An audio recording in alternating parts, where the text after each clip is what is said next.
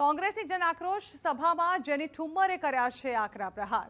ભાજપની મહિલા પ્રધાન ઉપર કોંગ્રેસ નેતા જેની ઠુમ્મરે શાબ્દિક વાર કર્યા। તેઓએ કહ્યું છે કે માત્ર મોંઘી સાડી પહેરવા પ્રધાન બને છે ભાજપના મહિલા ધારાસભ્યો।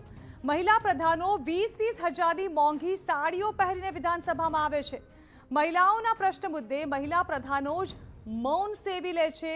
માત્ર મોંઘી સાડીઓ પહેરીને વિધાનસભામાં આવવા માટે જ તેઓ પ્રધાનો બને છે તેવા આક્ષેપો કોંગ્રેસના નેતા જેની ઠુમ્મરે કર્યા। ફક્ત મોટા ભાષણ સિવાય મહિલાઓને કોઈ પણ પ્રકારનો સહકાર મળી શકે।